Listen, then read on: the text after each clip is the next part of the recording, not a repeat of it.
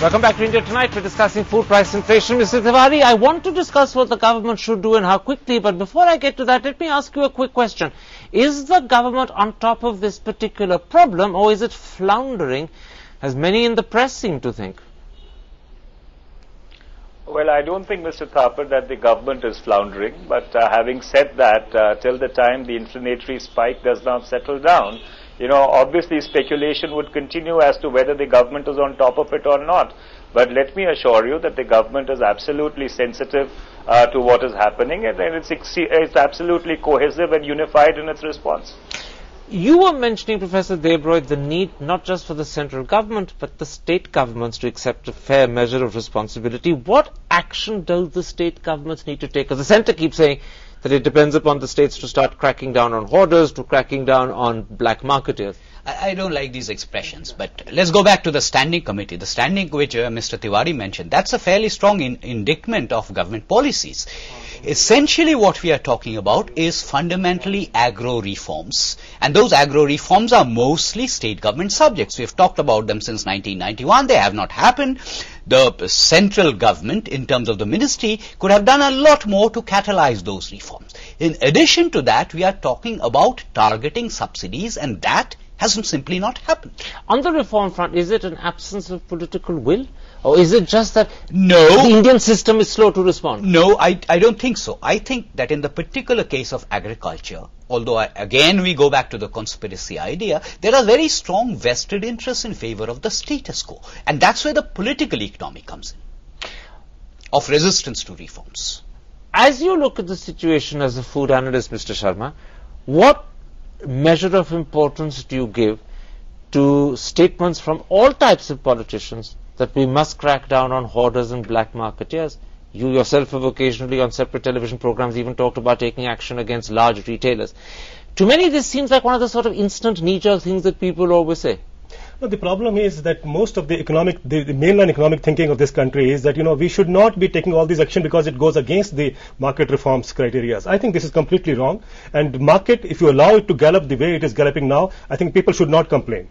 The people who have been supporting free market and supporting economic reforms have no reason to complain now. This is what market does. I think government has to crack down. It should have cracked down 1 year back. And that is a failure which is resulting in the price rise. But and everything else, I think, is secondary. You really do believe that the principal cause of the price rise is, in fact, black marketeering and retailers who you brought up earlier? Yes, the big retail, for instance. They came into India under the garb of saying, we'll provide you cheaper food. What have they done? They have also exploited the consumers as the normal trade has. I noticed that it's not just the left, but even the BJP has now begun to talk about curbing future trading in essential food commodities. Do you think that that's a cause of the problem? I personally don't. I mean, I know that there was a committee, the Abhijit Sen committee, that was somewhat ambivalent about that.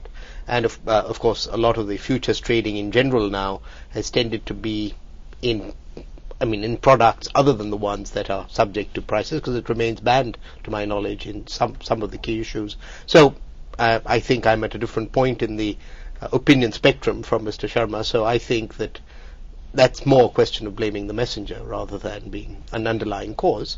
I think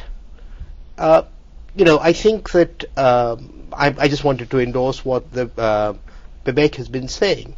We are a very different society and economy from what we were when this whole structure was put in place of minimum support price. We eat different things, and I think central government does have accountability, but I think that the states have also been very powerful lobbies against changing the status quo. Mr. Tiwari, does the government have either the strength or the inclination, maybe both, to think through the sort of reform measures that both Professor Debroy and Mr. Berry are talking about? Because remember, there are other recommendations from Professor Swaminathan that have been with you for 4 years or more, and they've been comprehensively ignored. He keeps complaining that you've done nothing about it, and you keep ignoring him. So, are you of a mood to tackle these issues?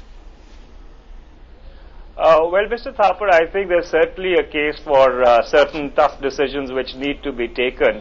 Especially insofar as the warehousing of commodities is concerned, because if you drive through rural Punjab, Haryana, western Uttar Pradesh, you would just see all these mounds of food grains actually lying outside and rotting.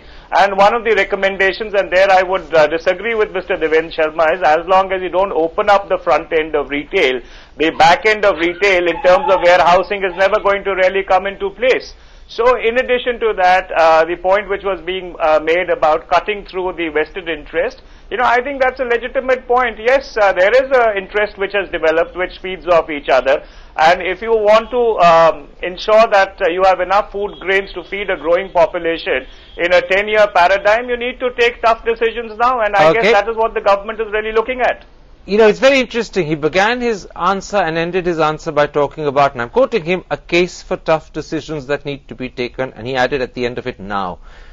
But is the government going to take them? Because the government does a lot of talking and very little acting. What's your feeling, Professor Debroy? Absolutely. But look at it like this. These longer-term trends that we are talking about, they ought to have been anticipated. Even for sugar, everyone knows that there is a production cycle in sugar. In fact, they permitted export of sugar when they shouldn't have. Absolutely. So, A, there is a system that manipulates what is happening, and B, within the government broadly, there has been not enough action except purely knee-jerk terms. I'll come to Mr. Sharma at the end, but let's stick to you because you're very much on the same ideological plane as Professor Debroy.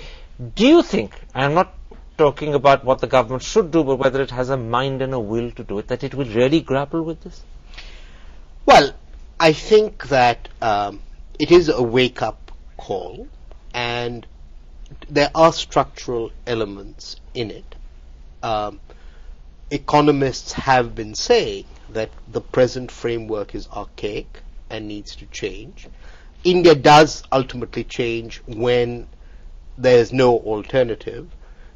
So I think the change will come. Whether this will be the motive, whether this will be the spur, I can't be sure. Very interesting. India does change when there's no alternative. I think the change will come. That doesn't suggest it's going to come in a hurry. No, but we are talking about the livelihoods of millions of people. So it's a bit like healthcare in the United States. Mr. Sharma, both people on either end of you are talking about very different sort of change to the sort of change you want to see. Are you worried that the sort of change you want to see is not going to happen at all? Well, I'm really worried. I'm really worried because we haven't drawn lesson from the kind of change that all these people have been telling us, and we are in the mess today. And I think that will go on now further because I am looking at what is happening. They're wanting more cooperation of agriculture. They want more farmers to be out of agriculture. This is what I call as the exit policy for farmers. This is what the government has put in place. And they want more corporate control in the name of saying food security and all. I think no country in the world, actually, including America, has allowed its agriculture to be exposed like the way India is doing. And our people are more loyal than the king. That's what I fear. And I'm fearing that in the days to come, we will be becoming a country which will be dependent upon ship-to-mouth existence again. We'll go back to the era, pre-Green Revolution era, and thanks to the modern economic thinking that we have. Well, on that very somber note, when there's an awful lot to think about, sadly we've run right out of time. I can see both Suman Berry and Professor Debroy are nodding in disagreement. And let me leave the audience with the thought that you're surrounded on both sides with people who don't completely agree with you, but we've had as a result a very rich and fruitful discussion. My thanks to all three of you for joining me here in studio, and my thanks to Mr. Tiwari for joining me from his office. And if you have been, thanks for watching. Goodbye. Good night.